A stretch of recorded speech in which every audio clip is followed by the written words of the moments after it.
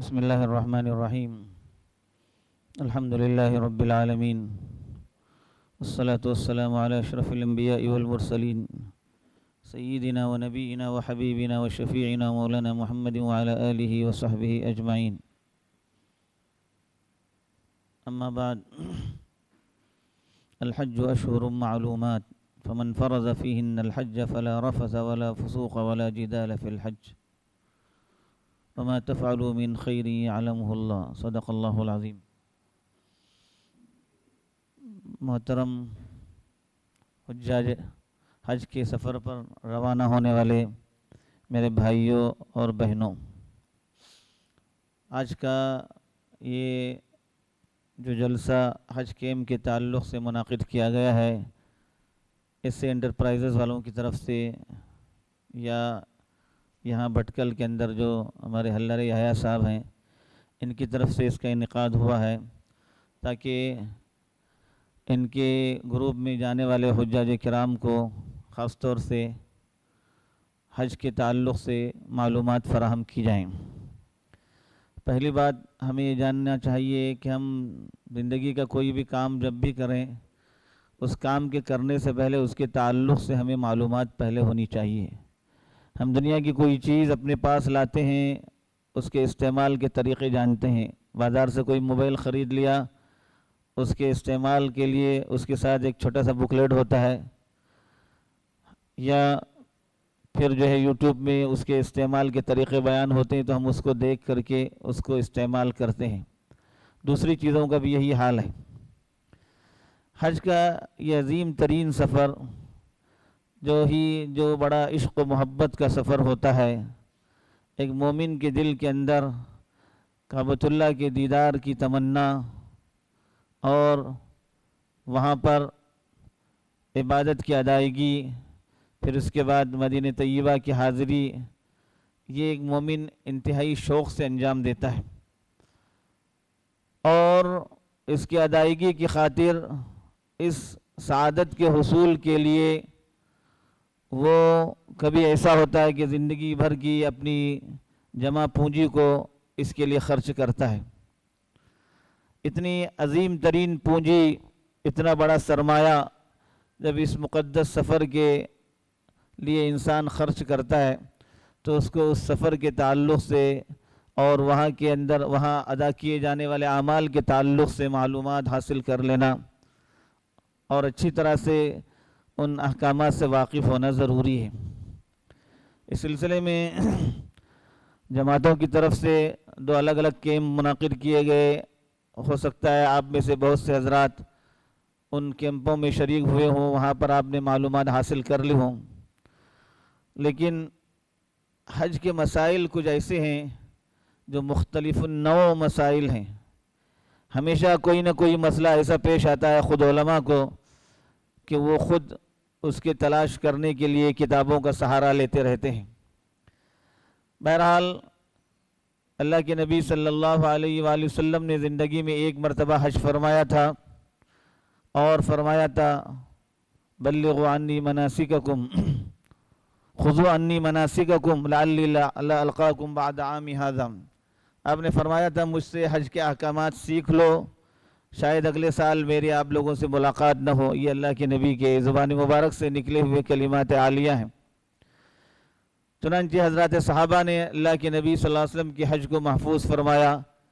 جو مسئلہ پیش آتا تھا، جو چیزیں پیش آتی تھی، اللہ کے نبی صلی اللہ علیہ وسلم سے انہوں نے پوچھ لیا تھا، اور حج کے سفر کی پوری رودات اس کو حضرت جابر رضی اللہ عنہ کی روایت کے اندر مسلم شریف کے اندر پورا نقل کیا ہے کہ اللہ کے نبی صلی اللہ علیہ وسلم کیسے نکلے، کہاں سے نکلے، پھر جو ہے پورے سفر کی رودات احادیث کی کتابوں کے اندر موجود ہیں. سب سے پہلے حج کے سفر میں جانے سے پہلے ہمیں یہ جاننا چاہیے کہ اس سفر پر اللہ تبارک و تعالیٰ اور اس عمل پر اللہ تعالیٰ جو عظیم ترین اجر بندے کو عطا فرماتے ہیں، وہ یہ کہ جب حاجی اپنے حج سے فارغ ہو کر اپنے گھر واپس پہنچتا ہے، تو حدیث میں آتا ہے کہ اس پر اس کے جتنے گناہ ہوتے ہیں وہ سب دھل دیے جاتے ہیں، ایسے جیسے ابھی ماں کے پیٹ سے پیدا ہونے والا بچہ. ماں کی پیٹ سے پیدا ہونے والے بچے پر جس طرح سے کوئی گناہ نہیں ہوتا ہے، حاجی اپنے گناہوں سے صاف ستھرا ہو کر آتا ہے، اس لیے کہ ان مقامات مقدسہ میں جا کر وہ اپنے گناہوں سے توبہ بھی کرتا ہے، جو بڑے بڑے گناہ ہوئے ہوتے ہیں اس سے وہ توبہ و استغفار بھی کرتا ہے، اپنی معافی اللہ سے طلب کرتا ہے۔ اس لیے اس سفر میں جانے سے پہلے آدمی کو اپنے حقوق کی ادائیگی کا بڑا فکر ہونا چاہیے۔ انسانی تعلق سے، لوگوں کے تعلق سے جو حقوق ہمارے اوپر مالی یا دوسرے حقوق ہوتے ہیں، ان حقوق کی ادائیگی کی ہمیں بڑی فکر ہونی چاہیے۔ کسی کے ساتھ ہماری اگر دشمنی ہوئی ہے تو ہم جانے سے پہلے اپنی دشمنیوں کو ختم کرنے والے ہوں، معافی تلافی کرنے والے ہوں، اور آپس میں اگر لین دین کا کوئی معاملہ رہ گیا ہو، کسی سے قرض وغیرہ لیا ہے تو اس قرض کی ادائیگی کی سب سے زیادہ فکر ہونی چاہیے، اس لیے کہ حقوق العباد ایک ایسی چیز ہے، وہ جب تک بندہ معاف نہیں کرتا، معاف نہیں ہوتا، قیامت میں انسان بڑے بڑے اعمال لے کر آئے گا، لیکن اس کو مفلس کہا گیا کہ وہ اتنے بڑے بڑے اعمال لے کر آنے کے باوجود اس کے عمل ختم ہو جائیں گے دوسروں کو دے کر کے، اس لیے کہ اس نے دوسروں کے حقوق دنیا کے اندر باقی رکھے تھے۔ اس لیے ہمیں اس عظیم سفر میں جانے سے پہلے سب سے زیادہ فکر اس بات کی کرنی چاہیے کہ ہمیں آپس میں کسی کے ساتھ دشمنی ہو، گلا ہو، کسی نے ہمارے ساتھ ہم نے کسی کے ساتھ دشمنی کی ہے، ہماری وجہ سے کسی کو تکلیف ہوئی ہے، ہم اس کے ساتھ معافی تلافی کا معاملہ کر لیں، اور اپنے جو ہے حقوق وغیرہ ہوں تو اس کو ادا کرنے کی فکر کریں۔ اور ساتھ ہی ساتھ جب تک آپ کا سفر شروع نہ ہو، روزانہ آپ کو دعا کرتے رہنی چاہیے کہ اللہ تعالیٰ اس سفر کو آسان بنائے، سہولت عطا پیدا فرمائے۔ پرانے زمانے کے سفر کے اندر جو تکلیفیں تھیں وہ الگ تھی، لیکن اس وقت کی تکلیفیں، خاص طور سے بھیڑ وغیرہ کی وجہ سے جو تکلیفیں ہوتی ہیں وہ تکلیفیں کچھ الگ ہیں، جس میں آدمی کو بہت زیادہ چلنا بھی کبھی پڑتا ہے۔ تو اس لیے آپ کے ذہن میں رہے کہ اس سفر کے اندر آدمی کو بہت صبر و ضبط کا مظاہرہ کرنا پڑتا ہے، مزاج کے خلاف چیزیں پیش آتی ہیں، مختلف لوگ ہوتے ہیں، سب کے مزاج الگ ہوتے ہیں، تو ہمیں اس سفر میں سب سے زیادہ جس چیز کی ضرورت ہے وہ صبر و ضبط ہے۔ حتی الامکان ہم ہر اس کام پر صبر سے کام لیں جو ہمارے مزاج کے خلاف ہو۔ ہم چاہ رہے تھے ایسا ہو لیکن ہو نہیں رہا ہے، ہمارے مزاج کے خلاف ہو رہا ہے، ہماری سوچ کے خلاف ہو رہا ہے، اس لیے ہمیں اس سلسلے میں بہت زیادہ اپنے ساتھ جس پونجی کو لے کر جانا چاہیے وہ صبر کی پونجی ہے، ضبط کی پونجی ہے۔ خاص طور سے آپ کے ذہن میں رہے موقع موقع پر آپ کو جو ہے صبر کرنے کی ضرورت ہوگی، اور اپنے ساتھ رہنے والوں کے تعلق سے آپ کو یہ کوشش کرنی ہوگی کہ ہماری وجہ سے کسی کو تکلیف نہ ہو۔ مومن کی شان ہی یہ ہوتی ہے کہ وہ اپنی ذات سے کسی کو تکلیف نہیں پہنچاتا، بھلے ہم کسی کا بھلا اچھی طرح سے نہیں کر سکتے لیکن اپنی ذات سے کسی کو تکلیف نہ پہنچائیں، یہ سب سے بڑی نیکی ہے۔ ہماری ذات سے کسی کو تکلیف نہ پہنچے، ہماری باتوں سے کسی کو تکلیف نہ پہنچے، یہ ہمیں جو ہے کسی کے دل کو ہم دل آزاری کرنے والے نہ ہوں، دلوں کو دکھانے والے نہ ہوں، یہ سب باتیں ہمیں پہلے ہی جاننے کی ضرورت ہے۔ اور ہم مسلسل دعا کرتے رہیں، سفر میں بھی دعا کریں، سفر شروع ہونے سے بھی پہلے دعا کریں، اللہ اس سفر کے اندر خصوصیت کے ساتھ آسانی کا معاملہ فرما، سہولت کا معاملہ فرما، ہر وقت تیرے تعاون اور تیری مدد کی ہمیں ضرورت ہے۔ اس سفر کے اندر لمحہ لمحہ اللہ کی مدد کی ضرورت ہے، اس لیے اللہ سے آپ روزانہ بلا ناغہ دعا کریں اس سفر کی آسانی سہولت کے لیے، اور ساتھ ہی ساتھ اعمال حج ہم سے، مناسک حج ہم سے صحیح طریقے پر ادا ہوں، سنت کے مطابق ادا ہوں، اس کی بھی خاص طور سے ہمیں جو ہے دعا کرنے کی ضرورت ہے۔ میرے بزرگوں اور بھائیوں، میری ماں اور بہنوں، ان دعاؤں کا آپ خصوصیت کے ساتھ اہتمام کرتے رہیں، اور جانے سے پہلے جو اپنی تیاریاں ہوتی ہیں، ہر لحاظ سے ہم تیاری کرتے ہیں، اپنی آرام حاصل کرنے کے لیے جو تیاری ہم کرتے ہیں وہ تو کرتے ہی ہیں، لیکن ایک تیاری ہمیں جو ہے توبہ و استغفار کی بھی کرنی چاہیے، اپنے گناہوں سے بخشش بھی اللہ سے طلب کرنی چاہیے۔ انسان گنہگار ہے، ہر وقت اس سے خطائیں سرزد ہوتی رہتی ہیں، لیکن خیر الخطائین التوابون جو فرمایا گیا کہ خطا کرنے والوں میں بہتر لوگ وہ ہیں جو توبہ کرنے والے ہوتے ہیں۔ اس لیے خاص طور سے ہماری آپ حضرات سے گزارش ہے، میں سب سے پہلے اپنے آپ کو مخاطب کرتا ہوں کہ ہم اللہ سے اپنی خطاؤں کی، اپنی لغزشوں کی جو ہے کوتاہی، اللہ سے جو ہے معافی، ہم جو ہے کوتاہی پر معافی طلب کرتے رہیں۔ انشاءاللہ ہم لوگ سفر میں رہیں گے، اس وقت بھی جہاں ہم کو مواقع ہوں گے اس وقت بھی بہت سی چیزیں بیان کرنے کی ہوں گی، اور خاص طور سے مناسک کے تعلق سے، اعمال کی ادائیگی کے تعلق سے سرسری چند چیزیں میں آپ کے سامنے یہاں پر بیان کر دیتا ہوں۔ ایسا نہیں ہو سکتا کہ آپ کو سب چیزیں یاد ہو جائیں ایک ہی مجلس کے اندر، ایک دو مجلس کے اندر۔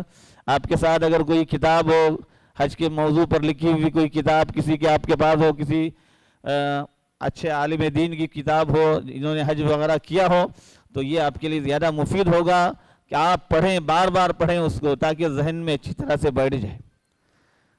بعض مواقع ایسے آتے ہیں کہ آدمی کچھ اعمال کر لیتا ہے وہاں جانے کے بعد میں پتہ چلتا ہے کہ ہم نے غلطی کی، ہم کو یہ کام نہیں کرنا چاہیے، اس کام پر ہم پر دم واجب ہوتا ہے۔ تو کسی کام کے کرنے سے پہلے ہم بار بار بتاتے ہیں لوگوں کو کہ پہلے آپ پوچھ لیں یہ کام کیسے کرتے ہیں، اس کے بعد کیا کرنا ہے۔ لوگ بالکل نہیں جانتے، ان کو یہ معلوم بھی نہیں ہے کہ طواف کہاں سے شروع کیا جاتا ہے اور سعی کیسے کی جاتی ہے، سعی کے بعد کیا کرنا ہے اس کو، یہ کچھ جانتے ہی نہیں۔ اس لیے جو ہے نا آپ کے ساتھ کوئی کتابچہ ہو، آپ پڑھیں، ہو سکتا ہے آپ کو جو ہے نا ایئرپورٹ پہ اترنے کے بعد جدہ کے اندر آپ کی زبان کے اندر، اردو زبان کے اندر جو ہے کوئی کتابچہ وہاں دیا جائے، عموماً وہاں کتابیں بھی دیتے ہیں۔ آپ کے ساتھ حضرات علماء کرام بھی ہوں گے، آپ ان سے جو ہے معلومات لیں۔ اور دوسری بات اس سلسلے میں خاص طور سے یہ ہونا چاہیے کہ پردے کا اہتمام، اگرچہ کہ حج کے دوران احرام کے اندر عورتوں کے لیے چہرہ کھلا رکھنے کا حکم ہے کہ وہ عورتیں اپنا چہرہ کھلا رکھیں گی، لیکن اس کا مطلب یہ نہیں ہوتا ہے کہ ہم عورتوں کے چہروں کو دیکھتے رہیں۔ مردوں کے لیے جائز نہیں کہ عورتوں کے چہروں پر وہ نظر کرتے رہیں، بلکہ عورتوں کے لیے بھی حکم یہ ہے کہ غیر محرم مردوں کے سامنے اپنے چہرے کا وہ آڑ کریں گی، اپنے ساتھ کوئی چیز رکھیں گی، کوئی کاغذ ہو، کوئی جو ہے پنکھا ہو، کس طرح کی کوئی چیز ہاتھ میں ہو وہ کریں گی۔ بلکہ بعض علماء نے اس سلسلے میں اجازت دی ہے کہ اگر غیر محرم ساتھ میں ہو تو اپنے چہرے پر جو ہے کوئی جو ہے نا اوپر سے کوئی کپڑا ڈال دیں اور پھر محرم کے جانے کے بعد اس کو ہٹا لیں۔ تو بہرحال پردے کا بھی اہتمام ہونا چاہیے۔ عموماً حج کے سفر میں یہ دیکھا جاتا ہے، خاص طور سے مینا وغیرہ کے اندر جب رہتے ہیں، ساتھ ہی میں رہتے ہیں، تو گویا کہ پردہ ضروری نہیں سمجھا جاتا ہے، ایسا نہیں ہے۔ پردہ بہرحال ضروری ہے، اور اختلاط، مرد اور عورتوں کا اختلاط ہوتا ہے عموماً، وہاں پر بھی ہم پورا احتیاط کریں اختلاط کے سلسلے میں۔ میں ان کے ساتھ معافی کے ساتھ میں ان سے کہوں گا کہ حج کے جتنے ٹور حضرات ہیں، حج کمیٹی کے ہوں یا دوسرے ہوں، حج خاص طور سے ٹور کے جتنے بھی افراد ہم نے اب تک دیکھا ہے، وہاں پر اس بات کا ان کے یہاں اہتمام نہیں ہوتا، پردے کا کوئی اہتمام نہیں کرتے۔ اختلاط کے سلسلے میں مثلا یہاں پر کھانا کھانا ہے، ایک جگہ پر عورتیں کھا رہی ہیں، ایک جگہ مرد کھا رہے ہیں، بیچ میں کوئی پردہ حائل کریں، ٹور والوں کی طرف سے کوئی اہتمام نہیں ہوتا اس کا، لیکن ہم اپنے طور پر کریں، وہ نہیں کر رہے ہیں، ہم کو اپنے طور پر اپنے دین اور اپنی شریعت کے مطابق عمل کرنا ہے، اس لیے ہم اس کا خاص طور سے اہتمام کریں۔ حج کے سفر میں ساتھ میں رہتے ہیں، تعلقات ہو جاتے ہیں، تعلقات مرد کے مردوں سے ہوتے ہیں، مرد کے عورتوں سے نہیں ہوتے۔ ہمارے حج کے ساتھی، ہمارے حج میں وہ عورت ساتھ میں تھی، اب اس سے بات کرنا ہمارے لیے جائز ہوا نہیں۔ بہرحال عورتوں کے ساتھ مردوں کے لیے جو پردہ ہے وہ ہمیشہ کے لیے پردہ ہے، وہ حج کی وجہ سے یا حج کے سفر کے ساتھی ہونے کی وجہ سے واپسی پر ہمارے لیے وہ جائز نہیں ہوتا۔ اس لیے میری عام لوگوں سے، تمام حضرات سے یہ گزارش ہے کہ ان باتوں کا آپ کو خاص طور سے خیال رکھنا ہے۔ حج سے جب واپسی ہوگی ہماری زندگیوں کے اندر تبدیلی ہونا ضروری ہے۔ جب تک ہماری زندگیوں کے اندر تبدیلی نہیں ہوگی، آپ سمجھیے کہ علماء نے لکھا ہے حج مبرور کی جو حدیث کے اندر حج مبرور کی جو جزا بیان کی گئی ہے، الحج المبرور لیس لہ جزاء الا الجنہ، حج مبرور کا بدلہ جنت کے سوائے کچھ نہیں ہے، جنت ملے گی اللہ کی طرف سے طے ہے، لیکن حج مبرور، حج بھی حج مبرور، حج مبرور اسی وقت ہوتا ہے، علماء نے لکھا ہے اس کی علامت یہ ہے کہ ہماری زندگیوں کے اندر کچھ تبدیلی آ جائے۔ پہلے فرائض کے اہتمام کے اندر کوئی کمزوری ہوتی تھی، اب واپسی کے بعد نہیں ہونا چاہیے، پورے فرائض کا اہتمام. پہلے فرائض کا اہتمام تھا, سنتوں کا اہتمام نہیں ہوتا تھا. واپسی پر ہم جو ہے سنتوں کا پورا اہتمام کرنے والے, سنتیں ہم سے نہ چھوٹیں. پہلے ذرا سا بے احتیاطی ہوتی تھی پردے وغیرہ کے معاملے میں, اب نہیں. تو کوئی بھی بہرحال اب اپنے طور پر جو ہے محسوس کریں کہ ہمارے اندر تبدیلی آنی چاہیے. اتنا سرمایہ خرچ کر کے جا رہے ہیں, بھلے آپ کی اولاد آپ کو بھیج رہی ہے اپنے پیسوں سے, آپ کی اولاد کی کمائی آپ کی کمائی ہے, انہوں نے محنت کر کے یہ کمائی حاصل کی تھی. اس کے بعد 7-8 لاکھ روپئے ایک حاجی پر خرچ آنا کوئی معمولی بات نہیں ہے. تو اتنا بڑا سرمایہ خرچ کرنے کے بعد اتنے بڑے اجر کے لیے آپ جا رہے ہیں, اتنے بڑے ثواب کے لیے جا رہے ہیں, اگر زندگی کے اندر کچھ بھی تبدیلی نہیں ہے, پہلے کیسے تھے ویسے ہی, نمازوں کا کوئی اہتمام ہی نہیں آنے کے بعد بھی, تو یہ کیسے ہو سکتا ہے؟ ایک مومن سے یہ بہت بہت بعید ہے کہ وہ فرض نمازوں کے سلسلے میں کوتاہی کرے, اس کی شان نہیں ہے یہ. عورتیں بھی گھروں کے اندر نمازوں کے سلسلے میں ان کو کوتاہی نہیں ہونا چاہیے. جیسے ہی اذان ہو پہلا کام نماز کا ہے, باقی سب کام بعد کے ہوتے ہیں. اس لیے نماز کا خاص طور سے جو ہے اہتمام آنے کے بعد ہماری زندگیوں کے اندر آنا چاہیے.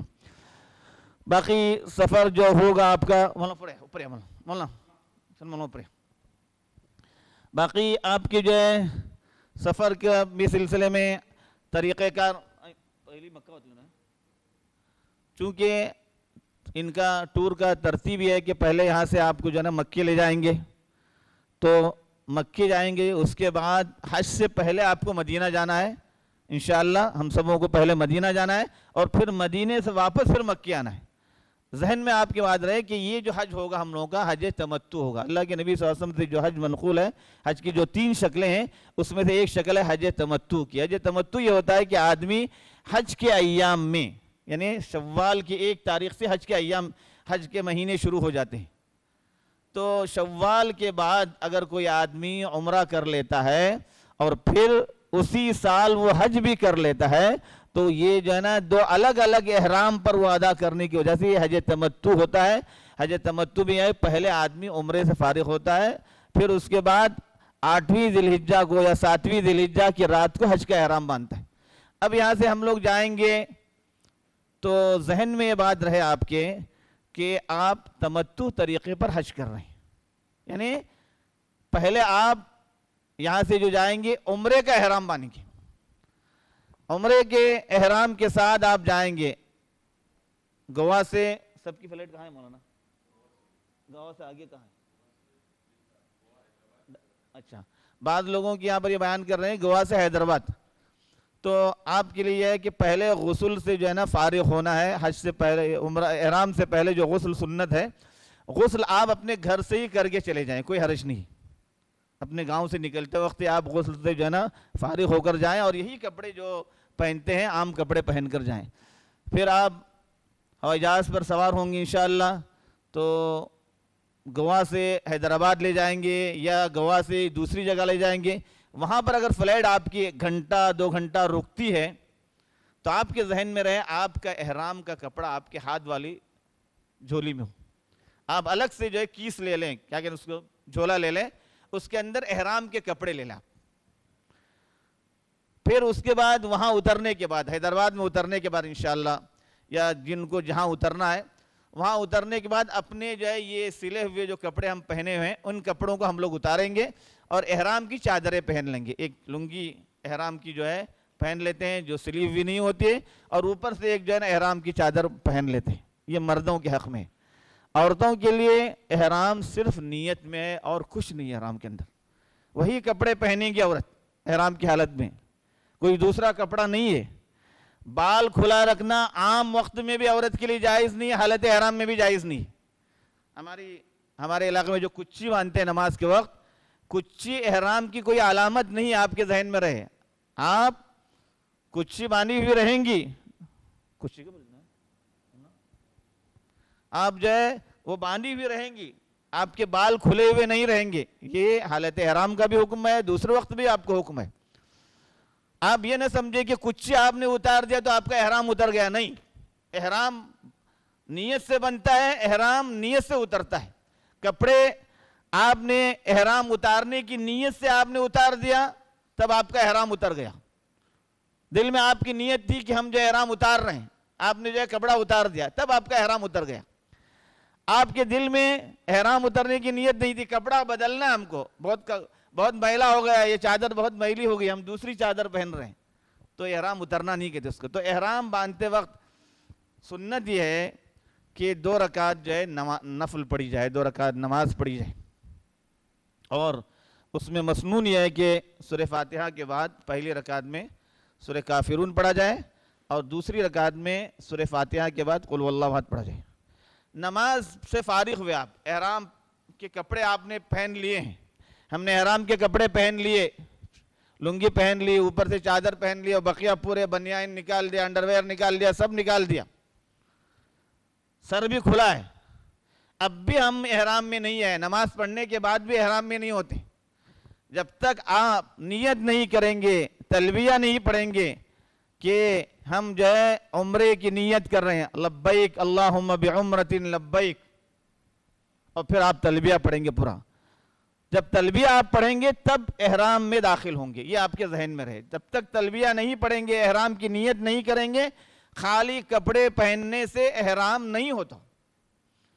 تو جب آپ احرام پہنیں گے، احرام کی نیت کریں گے، احرام میں داخل ہونے کے بعد آپ کو ذہن میں رہے کہ یہ جو پہلی مرتبہ آپ جو باندھیں گے، عمرے کی نیت سے آپ جو ہے احرام باندھیں گے کہ میں عمرہ ادا کرنے کے لیے احرام جو ہے باندھ رہا ہوں، احرام پہن رہا ہوں۔ پھر جو ہے آپ احرام کے اندر داخل ہونے کے بعد بہت سی چیزیں حرام ہو جاتی ہیں جو غیر حالت احرام میں انسان کے لیے حلال ہوتی ہیں۔ مردوں کے لیے سر ڈھانکنا حرام ہو جاتا ہے، مردوں کے لیے پیروں میں موزہ پہننا حرام ہو جاتا ہے، ہاتھوں میں جو ہے ہاتھوں کو بھی کسی طرح سے جو ہے بند کرنا حرام ہے، عورتوں کے لیے ہاتھوں میں دستانے پہننا، گلوز پہننا حرام ہو جاتا ہے، چہرہ کھلا رکھنا ان کے لیے ضروری ہے، خوشبو لگانا دونوں کے لیے حرام ہے۔ مردوں کے لیے سلے ہوئے کپڑے پہننا، مثلا انڈرویئر پہن لے، بنیان پہن لے، یہ اس کے لیے جائز نہیں۔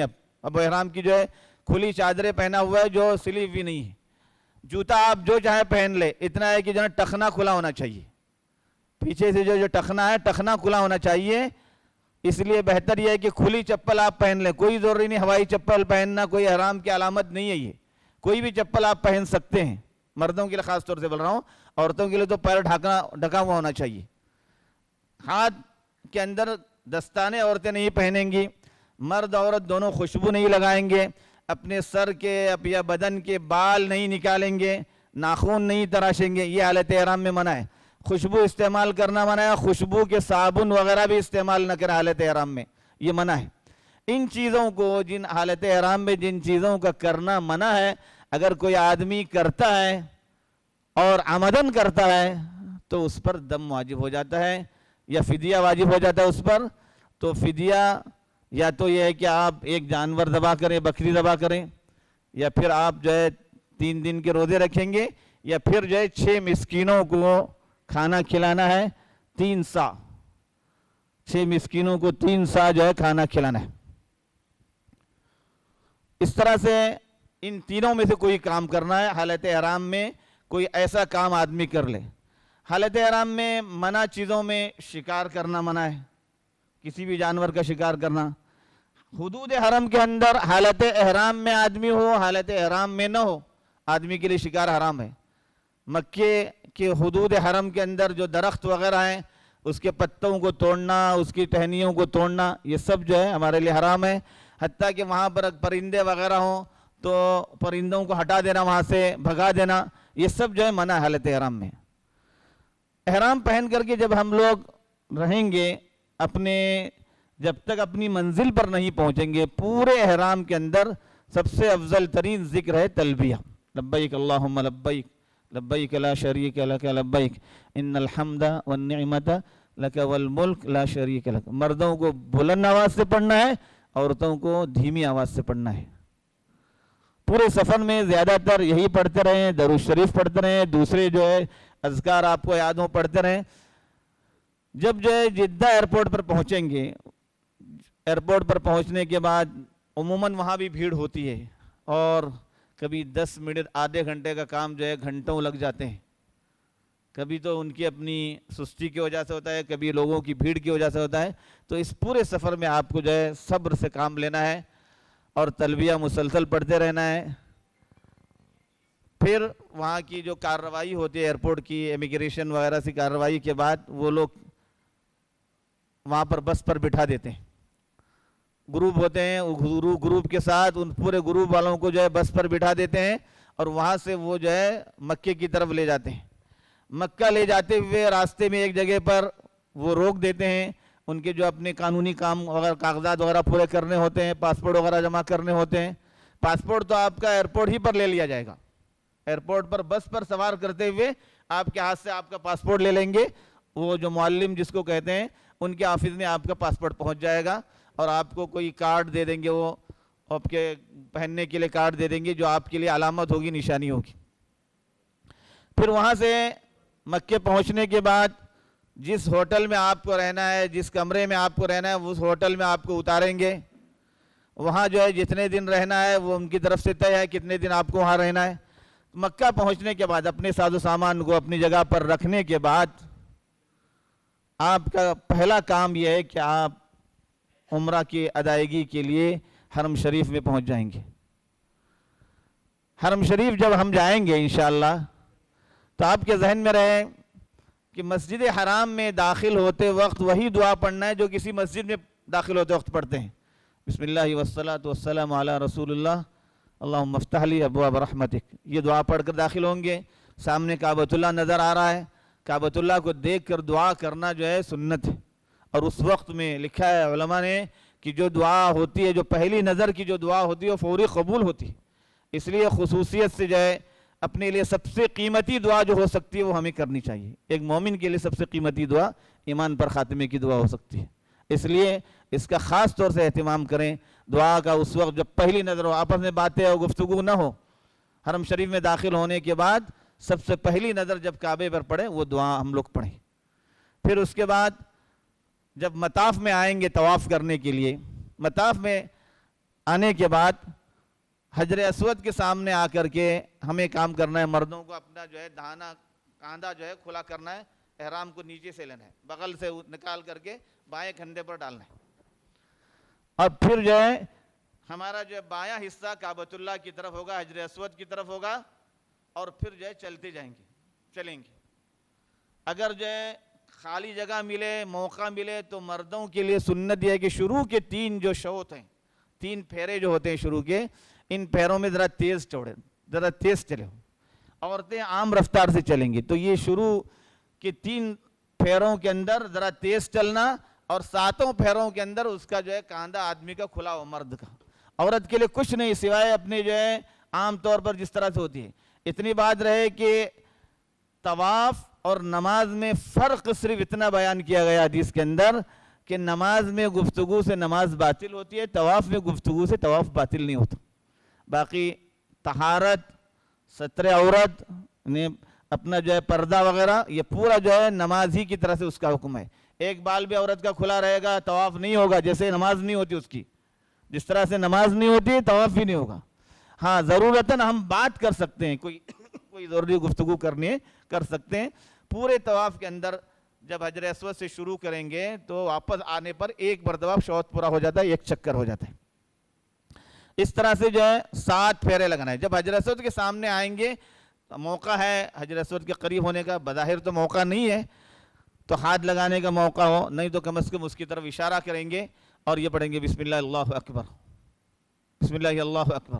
یہ کہتے ہوئے جناب 7 پھیرے مکمل کیے جائیں گے اور دوران طواف جو چاہے دعا پڑھ لیں، قرآن پاک پڑھ لیں، تلاوت کر لیں، دوسرے اذکار پڑھ لیں. کوئی دعا مخصوص نہیں ہے سوائے ربنا آتنا فی الدنیا حسنہ وفی الآخرۃ حسنۃ وقنا عذاب النار.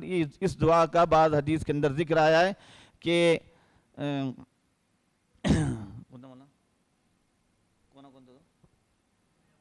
رکن ایمانی سے حجر اسود تک آنے کے درمیان میں یہ دعا کا پڑھنا بعض حدیثوں کے اندر جو آیا ہے. اس طرح سے 7 پھیرے جب مکمل کریں گے کعبۃ اللہ کے، ایک طواف ہو جائے گا. یہ عمرے کا فرض طواف ہے. اس طواف کے بعد پیچھے آ کر کے جہاں جگہ ملے حرم شریف کے اندر 2 رکعت نماز پڑھنا جو ہے سنت ہے. مقام ابراہیم کی طرف حکم دیا گیا واتخذوا من مقام ابراہیم مصلی، لیکن عام طور پر بھیڑ ہوتی ہے طواف والوں کی، وہاں پر موقع نہیں ملتا، تو مسجد حرام کے جس حصے میں چاہیں آ کر کے نماز پڑھ سکتے ہیں۔ اس کے لیے کوئی مکروہ وقت وغیرہ نہیں ہوتا ہے، اس وقت میں 2 رکعت نماز پڑھیں گے طواف سے فراغت کے بعد کی۔ اس میں بھی سنت یہی ہے کہ پہلی رکعت میں سورہ فاتحہ کے بعد سورہ کافرون پڑھا جائے، قل یا الکافرون، اور دوسری رکعت میں سورہ فاتحہ کے بعد قل واللہ احد پڑھیں۔ اتنا کرنے کے بعد سنت یہ ہے کہ زمزم خوب پیا جائے، اللہ کے نبی صلی اللہ علیہ وسلم خوب پیٹ بھر کر زمزم پیتے تھے۔ پھر یہاں سے فارغ ہو کر کے صفا کی طرف جائیں گے، صفا پر چڑھ کر کے صفا کی جو اونچائی ہم کو نظر آتی ہے وہاں سے جو ہے کعبۃ اللہ کا رخ کر کے دعائیں کرنا اور تکبیر اور تحلیل کے الفاظ پڑھنا، یہ مسنون ہے۔ پھر وہاں سے اتر کر کے مروہ کی طرف جائیں گے، صفا سے مروہ کی طرف جائیں گے، صفا سے لے کر مروہ تک جب پہنچیں گے ایک ہو گیا۔ راستے میں ایک ہری بتی نظر آتی ہے، صفا سے نکلنے کے تھوڑی دیر کے بعد ہری بتیاں نظر آتی ہیں، اس بیچ میں مردوں کے حق میں سنت یہ ہے کہ وہ ذرا تیز چلیں وہاں پر۔ اللہ کے نبی صلی اللہ علیہ وسلم سے یہی منقول ہے کہ آپ نے جو ہے یہاں پر تیزی دکھانے کا حکم دیا حضرات صحابہ کو۔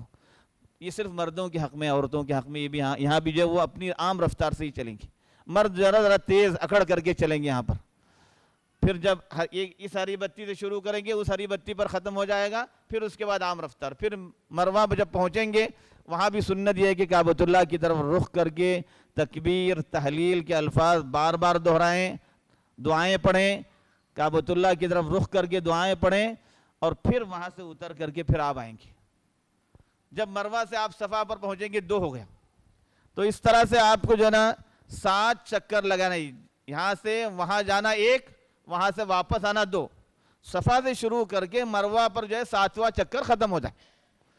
صفا سے مروہ پہنچنے پر پہلا چکر بھی ہوتا ہے، اور پھر صفا سے آخری چکر جو ختم ہوتا ہے مروہ پر ختم ہوتا ہے۔ اس طرح سے 7 جو آپ تک جو ہے صحیح ہو جائے گی، 7 دفعہ صفا سے مروہ جانا۔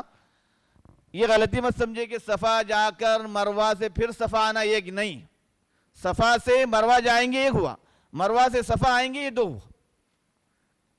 تو صحیح سے فارغ ہونے کے بعد جب مروہ پر 7واں حصہ ختم ہو جائے گا، صحیح مکمل ہو گئی۔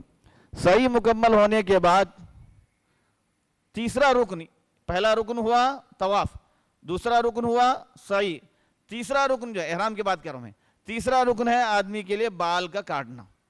مردوں کے حق میں جو پورے سر کے بالوں کا حلق سنت ہے، ورنہ پورے سر کے بال وہ جو ہے چھوٹے کر سکتا ہے۔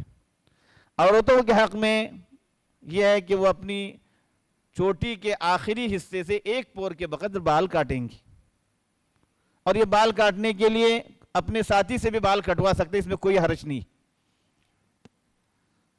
یہ کوئی ضروری نہیں ہے اس نے اپنے بال کاٹ لیے ہیں، یہ بھی ضروری نہیں، کوئی بھی کسی کا جو ہے بال کاٹ سکتا ہے۔ تو عورتوں کے حق میں 1 پور کے بقدر چوٹی سے بال کاٹنا ہے، یہ فرض ہے۔ اتنا کر لیا، مرد نے اپنے بال نکال لیے، عمرہ مکمل ہو گیا۔ اب عمرہ مکمل ہونے کے بعد اب آپ اپنا احرام اتاریے، احرام کے درمیان جو پابندیاں تھیں وہ پابندیاں ختم ہو گئی۔ پھر اس کے بعد جتنے دن ہم کو وہاں رہنا ہے، طواف کا موقع ملتا ہے طواف کرتے رہیں۔ پھر اس کے بعد مدینہ منورہ جانا ہے، وہاں سے جب مدینہ منورہ جائیں گے، ساتھ میں احرام کا کپڑا ساتھ میں رہے، آپ کے ذہن میں رہے کہ مدینہ جاتے وقت آپ کے احرام کے کپڑے آپ ساتھ میں لے کے جائیں۔ پھر مدینہ کے اندر جتنے دن قیام کرنا ہے وہاں قیام کریں گے، اس کی تفصیلات مولانا آپ کے سامنے بیان کریں گے۔ واپسی پر جو ہے مدینہ سے واپسی پر عمرے کی نیت سے احرام باندھنا ہے۔ ابھی دن کافی باقی رہتے ہیں حج کے اندر، شاید 8-10 دن پہلے 4-5 دن پہلے کم از کم لے آئیں گے حج سے، تو 4-5 دن کم از کم باقی رہیں گے حج سے پہلے کے، تو ایک عمرہ اور کر سکتے ہیں آپ، اور 3-4 دن پہلے تو لے ہی آئیں گے، اس لیے وہاں سے آتے ہوئے احرام باندھ کر کے، عمرے کا احرام باندھ کر کے آئیں گے، اور مکے پہنچ کر کے عمرہ ادا کریں گے۔ جس طرح سے ابھی آپ کو طریقہ بیان کیا گیا اسی طرح سے عمرہ ادا کریں گے، پھر احرام اتار دیں گے۔ احرام اتارنے کے بعد اب ہم کو جو ہے مکے میں رہنا ہے، حج شروع ہونے سے پہلے کے 2-3 دن باقی رہ جائیں گے۔ 7 ذی الحجہ رات کے وقت جو ہے عام طور سے یہ لوگ مینا کی طرف لے جاتے ہیں۔ سنت تو یہ ہے کہ صبح 8ویں ذی الحجہ کو جائے، ورنہ ترتیب کے لیے انتظام کے لیے ایسا ہوتا ہے کہ 7ویں ذی الحجہ کو ہی لے جاتے ہیں۔ 7ویں ذی الحجہ کو جب مینا کی طرف جانا ہے تو اپنے کمرے سے ہی حج کا احرام باندھنا ہے۔ اب تک نیت کی تھی عمرے کی، اب جو ہے حج کی نیت کرنا ہے۔ 7ویں ذی الحجہ کو جو آپ احرام باندھیں گے اپنے کمرے سے، وہ حج کی نیت سے احرام باندھیں گے، اور اپنے کمرے سے ہی ویسے ہی احرام جیسے عمرے کا آپ نے احرام باندھا تھا، عمرے کی جیسے نیت کی تھی، اب جو ہے حج کی نیت کریں گے اور تلبیہ پڑھتے رہیں گے۔ 8ویں تاریخ جب شروع ہوگی ذی الحجہ کی، رات میں 7ویں ذی الحجہ کو نکلیں گے تو 8ویں تاریخ جو شروع ہو چکی ہے، وہ رات وہاں رہنا ہے۔ 8ویں ذی الحجہ کو بھی مینا میں رہنا ہے۔ اس دن کوئی مخصوص عمل نہیں ہے 8ویں ذی الحجہ کے لیے، عام طور پر جیسے ہے اسی طرح سے جو ہے رہنا ہے یہاں پر۔ تو 5 نمازوں کو اپنے اپنے وقت پر پڑھنا ہے، مسافر ہے تو جو تقدیم اور تاخیر کر سکتے ہیں۔ پھر 8ویں ذی الحجہ کے بعد 9 ذی الحجہ کو عرفہ جانا ہے۔ عام طور پر ٹور والے حضرات کیا کرتے ہیں، یا جتنے بھی ہوتے ہیں، وہ 8ویں ذی الحجہ کی رات کو ہی عرفہ کی طرف لے جاتے ہیں۔ ان کے انتظام کے مطابق اگر جانا ہے تو جا سکتے ہیں، کوئی مسئلہ نہیں ہے، اور بہتر ہے کہ ان کے انتظام کے، ان کی ترتیب کے مطابق ہی جائیں۔ تو 9 ذی الحجہ کا دن جو ہے عرفہ میں گزارنا ہے۔ عرفہ میں قیام کا اصل وقت جو ہے زوال کے بعد سے لے کر کے سورج غروب ہونے کے بعد تک ہے۔ یہ پورا وقت، اس پورے وقت میں دن اور رات دونوں کا وقت جو ہے یہاں پر گزارنا فرض ہے۔ دونوں میں سے ایک وقت گزار لے تو اس کا حج مل جاتا ہے۔ حدیث میں فرمایا گیا الحج عرفہ، حج عرفہ میں قیام کا نام ہے، وقوف کا نام ہے۔ یہ سب سے اہم ترین دن اس لیے ہے کہ پورے سال کے اندر سب سے افضل ترین دن یہ ہے۔ اس دن اللہ تعالیٰ پورے حجاج کی بخشش فرماتے ہیں۔ اس دن 2 نمازوں کو جو ہے عرفہ میں پڑھنا ہے۔ ظہر کی نماز اور عصر کی نماز کو تقدیم کے ساتھ پڑھیں گے، وہاں پر جمع تقدیم کی نیت سے جو ہے پڑھیں گے۔ ظہر کی 2 رکعتیں، پھر اس کے بعد فارغ ہو کر عصر کی 2 رکعتیں۔ جن لوگوں کو موقع ملا مسجد نمیرہ میں جانے کا، وہ مسجد نمیرہ میں جا سکتے ہیں۔ یہ پورا وقت نماز کے بعد حدیث میں آتا ہے کہ اللہ کے نبی صلی اللہ علیہ وسلم مسلسل دعا میں مشغول رہے۔ اب اندازہ لگائیے، ظہر کی نماز کے وقت عصر کی نماز سے فارغ ہوئے ہیں، اور اس وقت سے لے کر سورج غروب ہونے تک سرکار دو عالم صلی اللہ علیہ وسلم دعاؤں میں مشغول رہے۔ کتنا بڑا وقت ہے، تاکہ نماز کے لیے زیادہ وقت دینے کا موقع بھی نہیں آئے، پورا وقت دعا میں جائے۔ آپ جبل رحمت کے پاس گئے، جبل رحمت کے پاس جانے کا موقع ملے سنت ہے، ورنہ اس کی تلاش میں آدمی وقت کو ضائع نہ کرے۔ یہ وقت اگر آپ تھکے ہوئے ہیں، آپ تھوڑی دیر آرام بھی کر سکتے، کوئی منع نہیں۔ آدمی کے اپنے جذبات پر ہوتا ہے کہ آدمی جس جذبے کا ہوگا اسی اعتبار سے کرے گا، لیکن لوگوں کو فون آن کرنا وہاں سے جو ہے نا اپنی خیریت بتاتے رہنا کوئی ضرورت نہیں۔ پرانے زمانے فون نہیں تھا، حاجی جاتا تھا 4 مہینے کے بعد واپس آتا تھا، تبھی خیریت ملتی تھی آدمی کی۔ اب اتنی ضرورت نہیں ہے، جانے سے پہلے آپ نے بتا دیا، پھر فون کرنے کی ضرورت نہیں ہے۔ وہ بہن کو فون کر رہے ہیں، بھائی کو فون کر رہے ہیں، رشتے کو، اس میں بڑا احتیاط کیجئے کہ فون ضرورت کے وقت ہی استعمال کیا جائے۔ پورا وقت ذکر اور دعا میں گزارا جائے۔ ہم پورے اپنے لیے، اپنے رشتہ داروں کے لیے ایک ایک کا نام لے کر دعا کیجئے۔ ہم کسی کے حق میں دعا کریں گے، ہمارا کچھ نقصان نہیں ہوگا، ہمارا فائدہ ہوگا۔ فرشتہ پیچھے بیٹھا رہتا ہے، اللہ اس کو بھی عطا کر۔ حدیث میں آتا ہے کہ اللہ کے نبی صلی اللہ علیہ وسلم نے فرمایا کہ جب آدمی اپنے بھائی کے لیے دعا کرتا ہے، مسلمان بھائی کے لیے، تو فرشتہ کہتا ہے وَلَكَ بِمِثْلٍ، تجھے بھی ایسا ہی ملے۔ تو دوسروں کے حق میں بھی اچھا ہم اگر طلب کریں گے، فرشتے ہمارے حق میں دعا کرنے والے ہوں گے۔ پوری امت کے لیے دعا کرنے کی ضرورت۔ امت بہت پریشان ہے اس وقت۔ ہم اندازہ ہے، ہم کھا پی رہے ہیں، ہم نے زندگی یہی سمجھ لی، کھانا پینا اور راحت کی زندگی گزارنا۔ امت کا جو حال ہے اس وقت، بے دینی کا جو حال ہے پورے دنیا کے اندر، ہم اندازہ نہیں لگا سکتے۔ بیزاری، دین بیزاری جو پیدا ہوئی ہے، اس سلسلے میں خاص طور سے ہمیں دعا کرنے کی ضرورت ہے۔ تو عرفہ کا دن عرفہ میں گزارنے کا، سورج غروب ہونے کے بعد یہاں سے نکل کر کے مزدلفہ آنا ہے۔ مزدلفہ ایک میدان ہے، عرفہ کی طرح سے یہ ایک میدان ہے۔ سنت اور طریقہ یہ ہے کہ مزدلفہ آنے کے بعد مغرب کی نماز 3 رکعت پڑھیں گے، اور عشاء کی نماز 2 رکعت قصر سے پڑھیں گے، جمع تاخیر کریں گے عشاء کے وقت میں۔ پہنچنے میں تاخیر ہوتی ہے عام طور پر، یاد رکھیے۔ عام دنوں میں یہ 10-15 منٹ کا سفر ہوتا ہے گاڑی سے، لیکن مزدلفہ سے عرفہ سے مزدلفہ کا سفر کبھی کبھی جو ہے نا بھیڑ کی وجہ سے تاخیر ہو جاتی ہے، آدھا گھنٹہ، 1 گھنٹہ، 2 گھنٹہ، 4-6 گھنٹہ تک لگ جاتا ہے، اللہ حفاظت کرے۔ تو اس میں جو ہے آدمی کو پریشان ہونے کی ضرورت نہیں ہے۔ اپنے ساتھ پانی کی بوتل ضرور رکھے، عرفہ جاتے وقت بھی، عرفہ سے مزدلفہ آتے وقت پانی کی بوتل ہر ایک کے ساتھ اپنی الگ سے ہو۔ کوئی آپ تھرماس لے لیں، اس میں پانی لے لیں، اور جہاں بھی ضرورت ہو آپ کو پانی پینے کی، تاکہ کوئی تکلیف نہ ہو۔ گرمی کا زمانہ ہے تو آپ جو ہے نا اپنے ساتھ پانی رکھیں۔ کوئی کھانے پینے کی جو چیزیں ہوتی ہیں، خاص طور سے ہمارے گاؤں کے لوگ جو اپنے گھر کے جو کھانے پینے کی چیزیں بناتے ہیں، تو پٹا اڑے ہے، اس طرح کی چیزیں آپ عرفہ میدان میں بھی لے جائیں، مزدلفہ میں بھی لے جائیں۔ وہاں کوئی بازار کا کھانا نہ ملے، ہوٹل کا کھانا نہ ملے، کم از کم اس پر اکتفا کر سکتے ہیں۔ تھوڑا سا منہ میں ڈال لیا، پانی پی لیا، ہو گیا۔ آدمی کے لیے، عبادت کے لیے جو ہے جسم کے اندر قوت بھی ضروری ہے، اس لیے ان چیزوں کو اپنے ساتھ رکھیے۔ کوئی حرج نہیں، یہ سب چیزیں جو سوکھے کھانے جو کہتے ہیں، بیکری آئٹم عام طور سے ہمارے گھروں کے اندر جو بنائے جاتے ہیں، ان آئٹم کو ساتھ میں رکھنے کا بڑا فائدہ ہوتا ہے، اور اس سے جو ہے نا بڑی راحت ملتی ہے۔ تو مزدلفہ میں آنے کے بعد 2 نمازیں ساتھ میں پڑھنا ہے، مغرب اور عشاء کی نماز۔ مغرب کی نماز مکمل پڑھنا ہے 3 رکعت، عشاء کی 2 رکعتیں پڑھنا ہے، جمع تاخیر کرنا اس کو کہتے ہیں، عشاء کے وقت میں پڑھنا۔ یہ پوری رات مزدلفہ میں گزارنا ہے، اس پوری رات کو مزدلفہ میں گزارنا واجب ہے۔ یہاں پر رمی کے لیے کنکر لینا مستحب ہے، کنکریاں چننا ہے۔ آپ جو ہے رمی جو کریں گے اگلے دن، اس کے لیے جو ہے نا اگلے دنوں میں جو رمی ہے اس کے لیے کنکریاں یہاں سے لینا ہے۔ پھر صبح کی نماز یہاں پڑھ کر کے، صبح کی نماز سے فارغ ہو کر کے سورج طلوع ہونے تک دعا میں مشغول رہنا سنت ہے۔ سورج طلوع ہونے کے بعد اللہ کے نبی صلی اللہ علیہ وسلم یہاں سے نکلے تھے، مزدلفہ سے نکلے تھے، تو سورج طلوع ہونے کے بعد مزدلفہ سے نکل کر کے مینا کی طرف آئیں گے۔ یہ مزدلفہ سے مینا کا جو سفر ہوتا ہے، سواریاں اگر مل گئی فبیہا و نعمت، بہت اچھا ہے۔ اگر سواری نہ ملی، قوت ہے، طاقت ہے، جوان ہے، تو ان لوگوں کے لیے کہہ رہا ہوں، نہ کہ بوڑھوں کے لیے کہہ رہا ہوں میں، ان کے لیے تو کس طرح سے انتظام ہو جائے گا۔ وہ اپنی سواری جو ہوتی ہے وہ بس کو اپنے ساتھ رکھنا ہے، بس کو جانے نہیں دینا ہے۔ مزدلفہ میں جو بس ہوتی ہے اس کو اپنے ساتھ رکھنا ہے۔